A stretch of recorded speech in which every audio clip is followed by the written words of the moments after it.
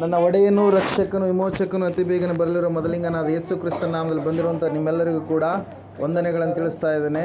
ದೇವರು ನಿಮ್ಮನ್ನು ಆಶೀರ್ವಾದ ಮಾಡಲಿ. ಸಮಯದಲ್ಲಿ ನಮ್ಮ ಬಲಗೈನ ಮೇಲೆ ಕೆತ್ತೋಣ, ಈ ವಾಕ್ಯವನ್ನು ಅರಿಕೆ ಮಾಡೋಣ. ಯೆಹೋವನು ಒಳ್ಳೆಯವನು, ಆತನ ಕೃಪೆಯು ಶಾಶ್ವತವಾಗಿರುವುದು. ಯೆಹೋವನು ಒಳ್ಳೆಯವನು, ಆತನ ಕೃಪೆಯು ಶಾಶ್ವತವಾಗಿರುವುದು. ಯೆಹೋವನು ಒಳ್ಳೆಯವನು, ಆತನ ಕೃಪೆಯು ಶಾಶ್ವತವಾಗಿರುವುದು. ಆಮೇನ್, ಆಮೇನ್, ಆಮೇನ್. ಹಲ್ಲೆಲೂಯಾ. ಓಕೆ, ಓದುವಾರ ನಾವು ಧ್ಯಾನ ಮಾಡಿದಂಥ ವಾಕ್ಯ ಯಾವುದಾಗಿತ್ತು? ಯಾರಾದರೂ ನೆನಪು ಮಾಡ್ತೀರಾ? ಓದುವಾರ ರೂಪಮ್ಮವರು ಎಂಕೋಬ ದಂಪತಿಗಳವರ ಮನೆಯಲ್ಲಿ ಪ್ರಾರ್ಥನೆ ಕೂಟ ಇತ್ತು. ಯಾವ ವಿಷಯದ ಕುರಿತಾಗಿ ದೇವರು ನಮ್ಮ ಸಂಗಡ ಮಾತಾಡಿದರು? ಮರೆತು ಬಿಟ್ಟಿದ್ದೀರಿ? ಯಾವ ವಿಷಯ ಹೇಳ್ರಿ ನೋಡೋಣ, ನೆನಪು ಮಾಡಿರಿ. ಇದ್ದವರು, ಇರಲಾರ್ದವ್ರಲ್ಲ, ಇದ್ದಂಥವ್ರು. ಯಾವ ವಿಷಯ ಕುರಿತಾಗಿ ದೇವರು ನಮ್ಮ ಸಂಗಡ ಮಾತಾಡಿದರು? Hallelujah, praise Lord. ನಾನು ನಿನ್ನ ಕಣ್ಣೀರನ್ನು ಒರೆಸುತ್ತೇನೆ, ನಿನ್ನ ಪ್ರಾರ್ಥನೆಯನ್ನು ಕೇಳಿದ್ದೇನೆ, ನಿನಗೆ ನಿನ್ನ ಆಯುಷ್ಯಕ್ಕೆ 15 ವರ್ಷಗಳನ್ನು ಕೂಡಿಸುತ್ತೇನೆ ಎಂಬುದಾಗಿ. Hallelujah, praise Lord. ದೇವರು ಯಾರ್ಯಾರು ಕಣ್ಣೀರನ್ನು ಒರೆಸಿದರು?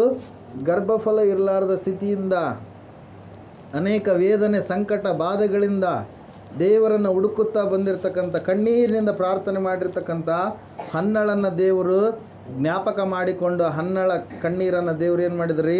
ಒರೆಸಿದರು. 6 ಜನ ಮಕ್ಕಳನ್ನು ದೇವರು ಆಕೆಗೆ ಅನುಗ್ರಹ ಮಾಡಿದರು. ಹಲ್ಲೆಲೂಯಾ. ಎರಡನೇದಾಗಿ ನಾವು ನೋಡಿದಂಥವರಾಗಿದ್ದೇವೆ. ಯಾರ ಕಣ್ಣೀರನ್ನು ದೇವರು ಒರೆಸಿದರು?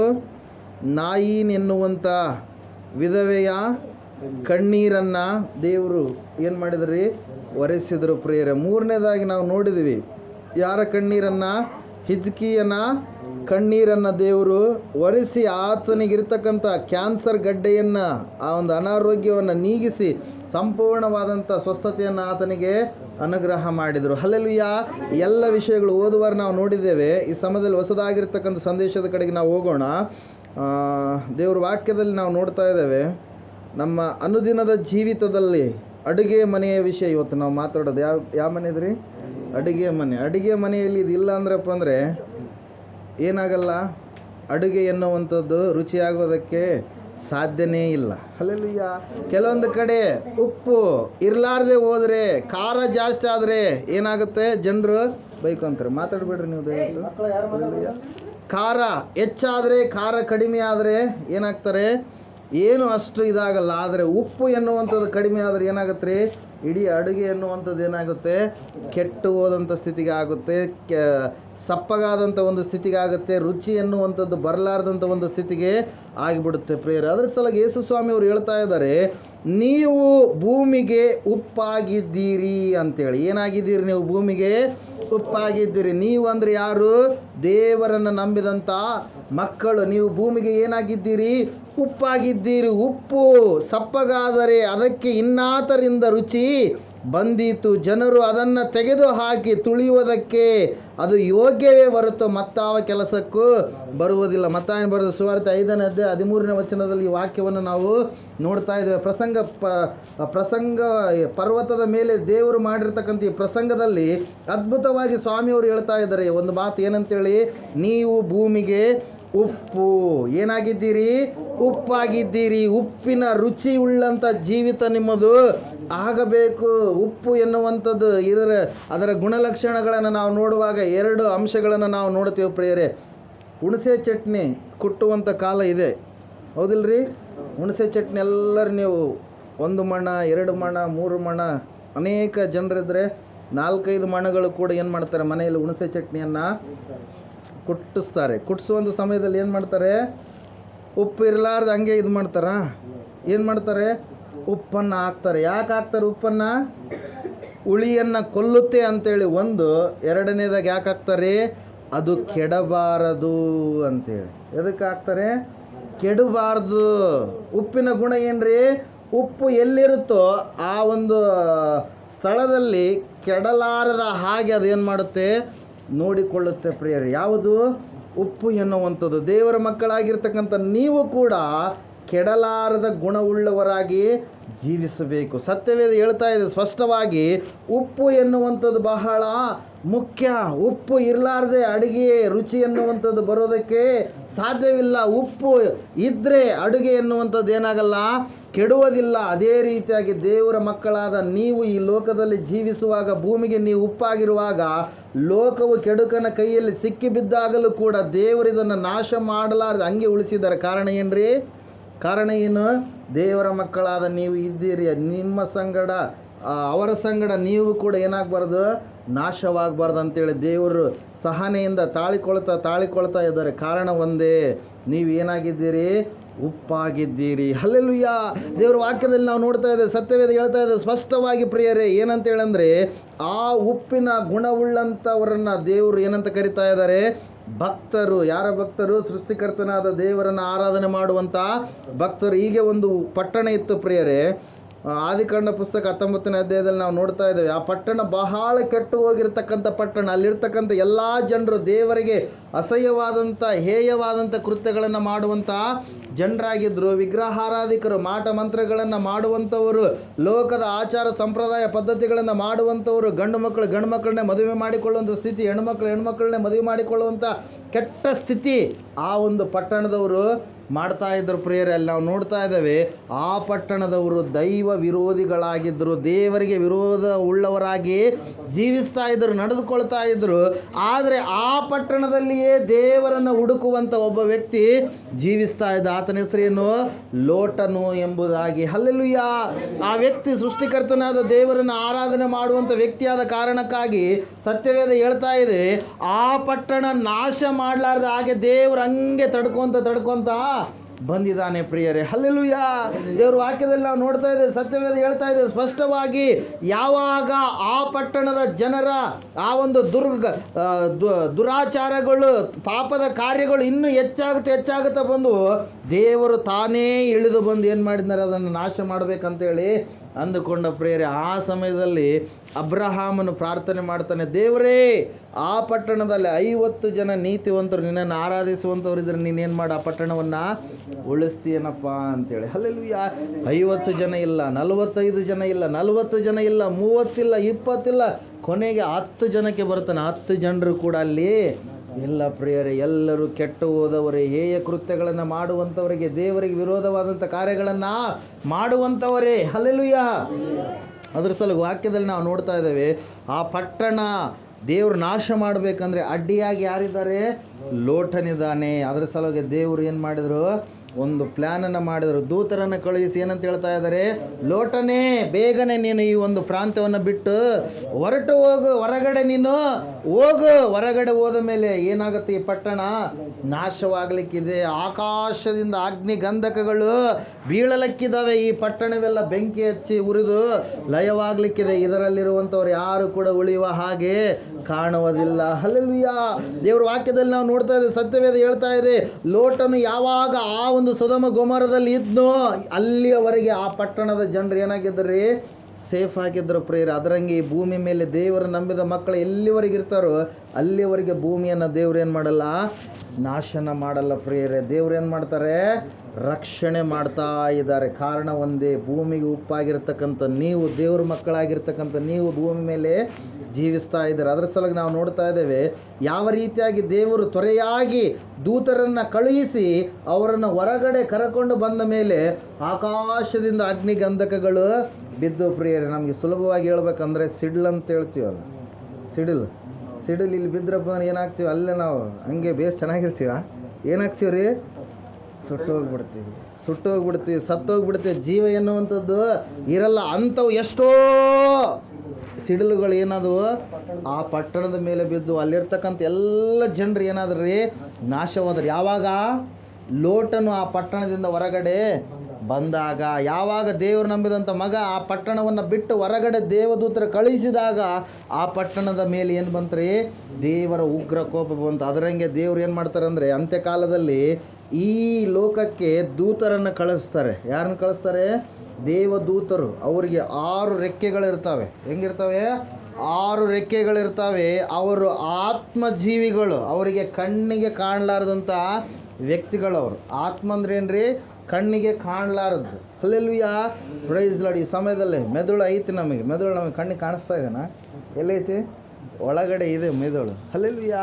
ಮೆದುಳನ್ನ ಕಿತ್ತು ಕೊಡ್ಬೇಕಂದ್ರೆ, ತೋರಿಸ್ಬೇಕಂದ್ರೆ ಏನಾಗಬೇಕು? ಸಾಯ್ಬೇಕಲ್ಲ. Hallelujah, praise Lord. ಏನಾಗಬೇಕ್ರಿ? ನಾವು ಸಾಯ್ಬೇಕು.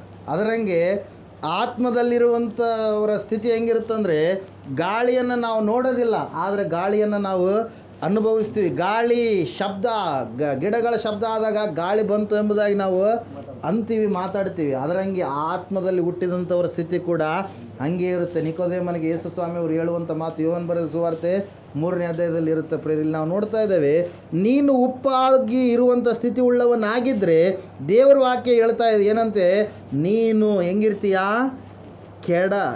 ಕೆಡುಕು ಎನ್ನುವಂಥದ್ದು ಬರದ ಸ್ಥಿತಿಯಲ್ಲಿ ನೀನು ಇರ್ತೀಯ. ಹಲ್ಲೆಲೂಯಾ. ನೀನು ಹೆಂಗಿರ್ತೀಯ? ಕೆಡವಲ್ಪಡಲಾರ್ದಂಥ ಒಂದು ಸ್ಥಿತಿಯಲ್ಲಿ ನೀನು ಇರ್ತೀಯ. ಹಲ್ಲೆಲೂಯಾ. ಕೆಡಿಸಿಕೊಳ್ಳಲಾರ್ದಂಥ ಸ್ಥಿತಿಯಲ್ಲಿ ನೀನು ಇರ್ತೀಯ. ದೇವ್ರ ವಾಕ್ಯ ಹೇಳ್ತಾ ಇದೆ, ಯಾವಾಗ ಲೋಟನ್ನು ಕಾಲ್ಕಿತ್ತು ಹೊರಗಡೆ ಬಂದು ಆ ಪಟ್ಟಣ ನಾಶವಾಗಿ ಹೋಯಿತು, ಅದರಂಗೆ ಈ ಭೂಮಿಯು ಕೂಡ ನಾಶವಾಗುತ್ತೆ. ದೇವರು ಒಂದು ದಿವಸ ಏನು ಮಾಡಿದನ್ರಿ, ಇದಕ್ಕೂ ಕೂಡ ಗತಿಯನ್ನು ಏರ್ಪಡಿಸಿದ್ದಾನೆ. ಆಕಾಶ, ನಾವು ಕಾಣುವಂಥ ಆಕಾಶ, ನಾವು ಕಾಣುವಂಥ ಭೂಮಿ ಎರಡು ಕೂಡ ಉದುರಿ ಲಯವಾಗಿ ಹೋಗುವು. ಯಾವಾಗ ಭಕ್ತರಾಗಿರ್ತಕ್ಕಂಥ, ಭೂಮಿಗೆ ಉಪ್ಪಾಗಿರ್ತಕ್ಕಂಥ ಭಕ್ತರು ಏನಾಗ್ತಾರೆ? ದೂತರು ಬಂದು ಏನು ಮಾಡ್ತಾರೆ? ಅವ್ರನ್ನ ಕರೆದುಕೊಂಡು ಮೇಲಕ್ಕೆ ಹೋಗ್ತಾರೆ. ಮೇಲಕ್ಕೆ ಹೋದ ಮೇಲೆ ಮಧ್ಯಾಕಾಶದಲ್ಲಿ ನಾವಿರುವಾಗ ಈ ಭೂಮಿಯ ಮೇಲೆ ದೇವರು ಏನು ಮಾಡ್ತಾರೆ? 7 ವರ್ಷಗಳ ಕಾಲ ನ್ಯಾಯ, ಭಯಂಕರವಾಗಿರ್ತಕ್ಕಂಥ ಏನು ಮಾಡ್ತಾರೆ? ಕಠಿಣ ಕಾಲವನ್ನು, ಶ್ರಮೆಯ ಕಾಲವನ್ನು ಬರಮಾಡ್ತಾರೆ ಪ್ರಿಯರೇ. ಆವತ್ತಿನ ದಿವಸ ಅನೇಕರು, ಅಯ್ಯೋ ನಾವು ಆವತ್ತೇ ಯೇಸು ಸ್ವಾಮಿಯನ್ನು ನಂಬಿದರೆ ಚೆನ್ನಾಗಿರ್ತಿತ್ತು, ಆವತ್ತೇ ನಾವು ದೀಕ್ಷೆ ತಗೊಂಡು ದೇವ್ರ ಮಕ್ಕಳಾಗಿದ್ದರೆ ಚೆನ್ನಾಗಿರ್ತಿತ್ತು, ನಾವು ಎಷ್ಟು ಅಸಡ್ಡೆ ಮಾಡಿದ್ವಿ, ನಮ್ಮ ಮನೆಗೆ ಬಂದರೂ ಕೂಡ, ನಮ್ಮ ಅಕ್ಕಪಕ್ಕದವರು ಮನೆಗೆ ಬಂದರೂ ಕೂಡ ನಾವೇನು ಮಾಡಲಿಲ್ಲ, ಕೇಳಲಿಲ್ಲ ದೇವರ ಮಾತನ್ನು ಅಂತೇಳಿ ಆವತ್ತಿನ ದಿವಸ ಅನೇಕರು ಎದೆ ಬಡ್ಕೊಳ್ತಾರೆ. ಆದರೆ ಪ್ರಯೋಜನ ಇಲ್ಲ. ಈಗ ಹೋಗಿ ಜೋಳ ಹಚ್ಚಿದ್ರೆ ಬರುತ್ತಾ? ಜೋಳ ಕೊಯ್ಯೋ ಟೈಮಿಗೆ ಜೋಳ ಬಿತ್ತಿದ್ರೆ ಬರುತ್ತೀಗ? ಬರಲ್ಲ. ಸಮಯ ಎನ್ನುವಂಥದ್ದು ಮೀರಿ ಹೋಗ್ಬಿಡ್ತು. ಅದ್ರ ಸಲುವಾಗಿ ವಾಕ್ಯದಲ್ಲಿ ನಾವು ನೋಡ್ತಾ ಇದ್ದೇವೆ, ದೇವದೂತರು ಏನು ಮಾಡ್ತಾರೆ? ಅಂತ್ಯಕಾಲದಲ್ಲಿ ಪೂರ್ವ, ಪಶ್ಚಿಮ, ಉತ್ತರ, ದಕ್ಷಿಣ ಎಲ್ಲ ಕಡೆಗೆ ದೇವದೂತರನ್ನು ದೇವರು ಕಳುಹಿಸಿದಾಗ ಅವರು ಏನು ಮಾಡ್ತಾರೆ? ಭಕ್ತರನ್ನು ಮೇಲಕ್ಕೆ ಕರೆದುಕೊಂಡು ಹೋಗ್ತಾರೆ. ಭಕ್ತರಲ್ಲದವ್ರನ್ನ ಇಲ್ಲೇ ಏನು ಮಾಡ್ತಾರೆ? ಬಿಡ್ತಾರೆ. ಪ್ರೇಯರ್, ನಿಮ್ಮ ಮನೆಗೆ ನೀವೇನು ಮಾಡ್ತೀರಿ? ತಾಲ್ ತೊಗೊಂಬರ್ತೀರಾ, ಒಟ್ಟು ತೊಗೊಂಬರ್ತೀರಾ, ಅಥವಾ ಕಾಳು ತೊಗೊಂಬರ್ತೀರಾ? ಕಾಳು ತೊಗೊಂಬರ್ತೀರಿ. ಯಾಕೆ ಹೇಳ್ರಿ? ಅದು ಒಟ್ಟನ್ನು ಏನು ಮಾಡ್ತೀರಿ ನೀವು? ಸುಡ್ತೀರಿ. ಅದರಂಗೆ ಭಕ್ತರಲ್ಲದವರು ಕೂಡ ಏನಾಗ್ತಾರೆ? ಸುಡಲ್ಪಡ್ತಾರೆ. ಅದುವೇ ದೇವರು ನಮಗೆ ತಿಳಿಸುವಂಥ ಮರ್ಮ, ಸತ್ಯ ಪ್ರಿಯರೇ. ದೇವ್ರ ವಾಕ್ಯದಲ್ಲಿ ನಾವು ನೋಡ್ತಾ ಇದ್ದೇವೆ, ಉಪ್ಪಿನ ಒಂದು ಲಕ್ಷಣ ಏನು? ಅದು ಏನು ಮಾಡಲ್ಲ? ಅದು ಕೆಡುವುದಿಲ್ಲ. ಹಲ್ಲೆಲೂಯಾ. ಅದಕ್ಕೆ ಯಾವ ಸ್ವಭಾವ ಇದೆ? ಒಂದು ವಸ್ತುವನ್ನು ಕೆಡಿಸಲಾರದಂಥ ಸ್ವಭಾವ, ಹಾಳು ಮಾಡಲಾರದಂಥ ಸ್ವಭಾವ. ಆ ರೀತಿಯಾಗಿ ಭಕ್ತರಾಗಿರುವಂಥ ನಾವು ಕೂಡ ಇರಬೇಕು. ಎರಡನೇದಾಗಿ, ಉಪ್ಪು ಹಾಕಿದಾಗ ಅಡುಗೆ ಏನಾಗುತ್ತೆ? ರುಚಿ ಬರುತ್ತೆ. ಉಪ್ಪು ಹಾಕೋವರೆಗೂ ಕೂಡ ಅಡುಗೆ ಏನಾಗಲ್ಲ? ರುಚಿ ಬರಲ್ಲ, ಟೇಸ್ಟ್ ಎನ್ನುವಂಥದ್ದು ಬರಲ್ಲ. ನಮ್ಮ ಜೀವಿತ ಕೂಡ ಹೆಂಗಿರಬೇಕು? ರುಚಿಯಾಗಿರಬೇಕು. ಯಾವ ರುಚಿ? ಭಕ್ತಿಯ ರುಚಿ ಇರಬೇಕು. ನಮ್ಮನ್ನು ನೋಡಿದರೆ ದೇವರ ಮಕ್ಕಳು ಎಂಬುದಾಗಿ ಗುರುತು ಹಿಡಿಯುವಂಥ ಸ್ಥಿತಿಯಲ್ಲಿ ನಾವು ಇರಬೇಕು. ಬಾಯಿ ತೆರೆದ್ರೆ ಸುಳ್ಳು ಮಾತಾಡಿದರೆ, ಮೊದಲು ಮಾತಾಡೀವಿ, ಏನೆಲ್ಲ ಮಾಡೀವಿ, ಅದನ್ನು ದೇವರು ಕೇಳಲ್ಲ. ದೇವರು ನಂಬಿದ ಮೇಲೆ ನಾವು ಯಾವ ರೀತಿಯಾಗಿ ಇದ್ದೀವಿ ಅದು ಬಹಳ ಮುಖ್ಯ. ದೇವರು ನಂಬೋದಕ್ಕಿಂತ ಮುಂಚಿತವಾಗಿ ಏನೆಲ್ಲ ಕಾರ್ಯಗಳನ್ನು ನಾವು ಮಾಡಿರ್ಬೋದು, ಕೊಲೆಗಡಕನಾಗಿರ್ಬೋದು, ವ್ಯಭಿಚಾರಿಯಾಗಿರ್ಬೋದು, ಪಾಪದ ಕೃತ್ಯಗಳನ್ನು ಮಾಡುವವನಾಗಿರ್ಬೋದು, ಸುಳ್ಳು ಹೇಳುವವನಾಗಿರ್ಬೋದು. ಆದರೆ ದೇವರು ನಂಬಿದ ಮೇಲೆ ನಿನ್ನ ಜೀವಿತ ಏನಾಗಿರಬೇಕು? ಬದಲಾವಣೆಯಾಗಿರಬೇಕು. ಹಲ್ಲೆಲೂಯಾ. ರುಚಿಕರವಾಗಿರ್ತಕ್ಕಂಥ ಜೀವಿತ, ಆ ರುಚಿಕರವಾದಂಥ ಜೀವಿತ ನಿನ್ನದಾದರೆ ಖಂಡಿತವಾಗಿ ಕೂಡ ನೀನೇನಾಗಿರ್ತೀಯ? ಮನೆಯವರಲ್ಲಿ ಮತ್ತು ಹೊರಗಿನವರಲ್ಲಿ ಏನಾಗಿರ್ತೀಯ? ಪ್ರಯೋಜನವುಳ್ಳ ಭಕ್ತಿಯನ್ನು ಮಾಡುವಂಥ ವ್ಯಕ್ತಿಯಾಗಿರ್ತೀಯ ಪ್ರಿಯರೇ. ಅದರ ಸಲುವಾಗಿ ಸತ್ಯವೇದದಲ್ಲಿ ನಾವು ನೋಡ್ತಾ ಇದ್ದೇವೆ, ಸತ್ಯವೇದ ಹೇಳ್ತಾ ಇದೆ, ಒಂದು ವೇಳೆ ರುಚಿ ಇರಲಾರದ ಸ್ಥಿತಿಯಲ್ಲಿ ನೀನು ಇದ್ದರೆ ಏನಾಗುತ್ತಂತೆ? ಬಂಜತನ ಎನ್ನುವಂಥದ್ದು ಆವರಿಸುತ್ತೆ ಪ್ರಿಯರೇ. ಏನು ಆವರಿಸುತ್ತಂತೆ? ಬಂಜತನ. ಆ ಬಂಜತನದಿಂದಾಗಿ ನೀನು ಫಲ ಕೊಡಲಾರದ ಸ್ಥಿತಿಯಲ್ಲಿ ಇರ್ತೀಯ. 4 ಫಲಗಳಿದ್ದಾವೆ ಸತ್ಯವೇದದಲ್ಲಿ. ಎಷ್ಟು ರೀ? 4 ಫಲ. ಮೊದಲನೇದಾಗಿ ಗರ್ಭಫಲ, ಸಂತಾನ ಎನ್ನುವಂಥದ್ದೇನದು ಗರ್ಭಫಲ. ಎರಡನೆಯದಾಗಿ ಭೂಮಿಗೆ ಬೀಜ ಹಾಕಿದರೆ ಭೂಮಿ ನಮಗೇನು ಕೊಡುತ್ತೆ? ಬೆಳೆಯನ್ನು ಕೊಡುತ್ತೆ, ಭೂಮಿಯ ಫಲ, ಭೂಫಲ. ಮೂರನೇದಾಗಿ ಏನ್ರಿ, ಯಾವಾಗ ದೇವರನ್ನು ನಂಬಿರ್ತೀವೋ ನಂಬಿದಾಗ ನಾವು ಏನಾಗಬೇಕು? ನೀತಿಯ ಫಲಗಳನ್ನು ಬಿಡುವವರಾಗಬೇಕು. ಏನ್ರಿ? ನೀತಿಯ ಫಲ. ನಾಲ್ಕನೇದಾಗಿ ದೇವರನ್ನು ಆಹ್ವಾನ ಮಾಡಿದಾಗ, ಪರಿಶುದ್ಧಾತ್ಮ ದೇವರು ನಮ್ಮೊಳಗಡೆ ಇದ್ದಾಗ ಪರಿಶುದ್ಧಾತ್ಮನಿಂದ ಬರುವಂಥ 9 ಆತ್ಮನ ಫಲ, ಆ ಫಲಗಳು ನಮ್ಮಲ್ಲಿ ಇರಬೇಕು. Hallelujah, praise lord. ರುಚಿಕರವಾಗಿರ್ತಕ್ಕಂಥ ಜೀವಿತ ಅದು ಆಗಿದೆ ಪ್ರಿಯರೇ. ಅದರ ಸಲ ಗಲಾತ್ಯದವರಿಗೆ ಬರೆದ ಪತ್ರಿಕೆ 5ನೇ ಅಧ್ಯಾಯ 22-23ನೇ ವಚನದಲ್ಲಿ ನಾವು ನೋಡ್ತಾ ಇದ್ದೇವೆ. ಆತ್ಮನ ಫಲಗಳು ಯಾವ್ಯಾವು ಅಂದರೆ ಪ್ರೀತಿ, ಸಂತೋಷ, ಸಮಾಧಾನ, ದೀರ್ಘಶಾಂತಿ ಎಂಬುದಾಗಿ ಅಲ್ಲಿ ನಾವು ವಾಕ್ಯದಲ್ಲಿ ನೋಡ್ತಾ ಹೋಗ್ತೀವಿ ಪ್ರಿಯರೇ. ಹಲ್ಲೆಲೂಯಾ. ಅದರ ಸಲಗೆ ಸತ್ಯವೇದ ಹೇಳ್ತಾ ಇದೆ ಸ್ಪಷ್ಟವಾಗಿ, ನೀನು ಹೆಂಗಿದೀಯಾ? ಭೂಮಿಗೆ ಉಪ್ಪಾದ ಸ್ಥಿತಿಯಲ್ಲಿದ್ದೀಯಾ ಅಥವಾ ಭೂಮಿಗೆ ಸಪ್ಪಗಾದಂಥ ಸ್ಥಿತಿಯಲ್ಲಿ ನೀನು ಇದ್ದೀಯಾ? ಒಂದು ಸಾರಿ ನಮ್ಮನ್ನು ನಾವೇನು ಮಾಡೋಣ? ಪರೀಕ್ಷೆ ಮಾಡಿಕೊಳ್ಳೋಣ. ನಮ್ಮ ಜೀವಿತವನ್ನು ನಾವು ಏನು ಮಾಡೋಣ? ಆಲೋಚಿಸಿಕೊಳ್ಳೋಣ. ದೇವರು ವಾಕ್ಯ ಹೇಳ್ತಾ ಇದೆ, ಉಪ್ಪು ನೀನಾದರೆ ನೀನು ಖಂಡಿತವಾಗಿಯೂ ಯೋಗ್ಯವಾದಂಥ ಸ್ಥಿತಿಯಲ್ಲಿ ಇರ್ತಕ್ಕಂಥ ವ್ಯಕ್ತಿ. ಒಂದು ವೇಳೆ ಉಪ್ಪು ಆಗಿಯೂ ಕೂಡ ಸಪ್ಪಗಾದ ಸ್ಥಿತಿಯಲ್ಲಿ ಇರ್ತಾರೆ ಕೆಲವು ಜನ. ದೇವರು ನಂಬಿರ್ತಾರೆ, ದೀಕ್ಷಾ ಸ್ನಾನ ತೆಗೆದುಕೊಂಡಿರ್ತಾರೆ, ದೇವರ ಮಕ್ಕಳು ಎಂಬುದಾಗಿ ಕರೆಸಿಕೊಳ್ತಾ ಇರ್ತಾರೆ, ಆದರೆ ಅವರ ಜೀವಿತ ಹೆಂಗಿರುತ್ತೆ? ಸಪ್ಪಗಿರುತ್ತೆ. ಕಾರಣ ಏನಂದರೆ ದೇವರ ಸಂಗಡ ಅವರ ಅನ್ಯೋನ್ಯತೆಯನ್ನು ಕಳೆದುಕೊಂಡಿದ್ದಾರೆ. ಇವತ್ತು ಫ್ಯಾನ್ ಹಾಡ್ತಾ ಇದೆ, ಅಲ್ಲಿ ನೋಡೋಕೆ ಎಲ್ಲಾದರೂ ವೈರ್ ಕಟ್ಟೋಗಿದ್ರೆ ಏನಾಗುತ್ತೆ? ಫ್ಯಾನ್ ಬಾ ಅಂದ್ರೆ ಬರುತ್ತಾ? ಬರಲ್ಲ. ಯಾಕೆ ಹೇಳ್ರಿ? ನಡುವೆ ಏನಾಗಿದೆ? ಕನೆಕ್ಷನ್ ಏನಾಗಿದೆ? ತಪ್ಪಿ ಹೋಗಿದೆ. ಅದರ ಸಲುವಾಗಿ ಪವರ್ ಎನ್ನುವಂಥದ್ದು ಏನಾಗಲ್ಲ, ಪಾಸ್ ಆಗಲ್ಲ. ಶಕ್ತಿ ಎನ್ನುವಂಥದ್ದು ಏನಾಗಲ್ಲ, ಅದಕ್ಕೆ ಸಪ್ಲೈ ಆಗಲ್ಲ. ಕಾರಣ ಏನಂದರೆ ಅದು ನೋಡೋದಕ್ಕೆ ಕರೆಕ್ಟ್ ಕೂಡಿದೆ ಅಂತೇಳಿ ಅನ್ನಿಸ್ತಾ ಇದೆ, ಆದರೆ ಏನಾಗಿದೆ? ಅದು ಒಳಗಡೆ ಡ್ಯಾಮೇಜ್ ಆಗಿದೆ. ಅದರಂಗೆ ಕೆಲವು ಜನ ಇರ್ತಾರೆ. ಹೆಂಗಿರ್ತಾರೆ ರೀ ದೊಡ್ಡಪ್ಪ? ಅದರಂಗೆ ಇರ್ತಾರೆ, ಸಪ್ಪಗಾದಂಥ ಸ್ಥಿತಿಯಿಂದ ಇರ್ತಾರೆ. ಅಂಥವರಿಂದ ಪ್ರಯೋಜನ ಏನು ಕೂಡ ಇಲ್ಲ. ಅದರ ಸಲುವಾಗಿ ವಾಕ್ಯ ಹೇಳ್ತಾ ಇದೆ, ದೇವರು ನಂಬಿದ ಮೇಲೆ ನೀನು ಪರಿಪೂರ್ಣವಾಗಿ ಬದಲಾವಣೆಯನ್ನು ನೀನು ಹೊಂದಬೇಕು. ಬರೀ ಬಾಯಿ ಮಾತಿನ ಮೂಲಕವಾಗಿ ಭಕ್ತಿ ಮಾಡಿದ ಪ್ರಯೋಜನ ಇಲ್ಲ. ನಿನ್ನ ಭಕ್ತಿ ಕ್ರಿಯೆಯಲ್ಲಿ ಇರಬೇಕು, ಅದು ಬಹಳ ಮುಖ್ಯ. Hallelujah, praise Lord. ಕ್ರಿಯೆ, ನಾವು ಏನು ಮಾತಾಡ್ತೀವೋ ಆ ಮಾತಿನ ಪ್ರಕಾರವಾಗಿ ನಾವು ನಡಿಲಾರದೇ ಇದ್ದರೆ ಉಪಯೋಗ ಇಲ್ಲ. ಅದ್ರ ಸಲುವಾಗಿ ಒಬ್ರು ಯಾರೋ ಹೇಳಿದ್ರು, ಏನಂತೇಳಿ? ಹೇಳೋದು ಶಾಸ್ತ್ರ, ತಿನ್ನೋದು ಬದನೆಕಾಯಿ ಅಂತೇಳಿ. ಕೇಳಿರ? ಹಲ್ಲೆಲೂಯಾ. ಶಾಸ್ತ್ರ ಇರೋದು ಹೇಳಕ್ರಿ, ಮಾಡೋಕ್ಕಲ್ಲ ಅಂತೇಳಿ. ಹಲ್ಲೆಲೂಯಾ. ರಾತ್ರಿ ಒಬ್ಬತ್ತ ಹೇಳ್ತಾ ಇದ್ನಂತೆ, ರಾತ್ರಿ ಎಲ್ಲ ಹೇಳಿದ. ಏನು ಹೇಳಿದ್ರಿ? ಪುರಾಣ ಹೇಳಿದ. ಬದನೆಕಾಯಿ ತಿನ್ನಬಾರ್ದು, ಬದನೆಕಾಯಿ ತಿಂದರೆ ಅದಾಗತ್ತೆ, ಇದಾಗತ್ತೆ, ಹಂಗೆ ಹಿಂಗೆ ಏನೆಲ್ಲ ಹೇಳಿ ಬೆಳಗ್ಗೆ ಮುಂಜಾನೆ ಮಾರ್ಕೆಟ್ಗೆ ಹೋಗಿ ಏನು ತೊಗೊಂಬಂದಂತೆ ಮನೆಗೆ? ಬದನೆಕಾಯಿ ತಗೊಂಬಂದ. ಪಾಪ ಅಡುಗೆ ಮನೆಯಲ್ಲಿ ಇರ್ತಕ್ಕಂಥವ್ರು ಹೆಣ್ಮಕ್ಳು ಹೇಳ್ತಾ ಇದ್ದಾರೆ, ರಾತ್ರಿ ಎಲ್ಲ ಹೇಳಿದ್ರಲ್ರಿ ತಿನ್ನಬಾರ್ದು ಅಂತೇಳಿ ನೀವೇ ತಗೊಂಬಂದ್ರಿ. ಶಾಸ್ತ್ರ ಹೇಳಕ್ಕ ಬದನೆಕಾಯಿ ತಿನ್ನಕ್ಕ ಅಂತೇಳಲ್ರ ಅಂತ. ಅಲ್ಲೆಲ್ಲ ಪ್ರೈಸ್ ಲಾರ್ಡ್. ಅನೇಕರು ಏನಾಗ್ತಾರೆ?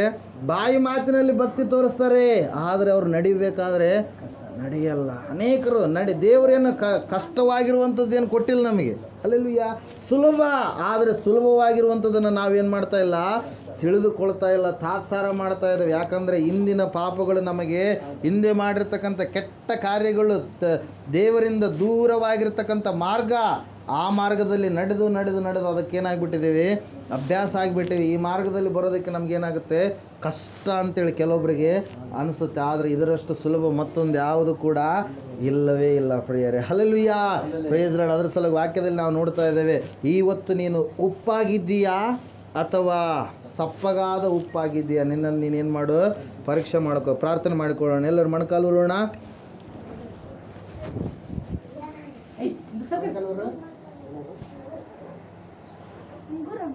ಸತ್ಯವೇದ ಹೇಳುತ್ತದೆ, ನೀವು ಭೂಮಿಗೆ ಉಪ್ಪಾಗಿದ್ದೀರಿ. ಆ ಉಪ್ಪು ಸಪ್ಪಗಾದರೆ ಅದಕ್ಕೆ ಇನ್ನಾತರಿಂದ ರುಚಿ ಬಂದಿತ್ತು, ಅದು ಕಾಲಲ್ಲಿ ತುಳಿಯುವುದಕ್ಕೆ ಯೋಗ್ಯವೇ ಹೊರತು ಮತ್ತೊಂದು ಕೆಲಸಕ್ಕೆ ಬರುವುದಿಲ್ಲ ಎಂಬುದಾಗಿ.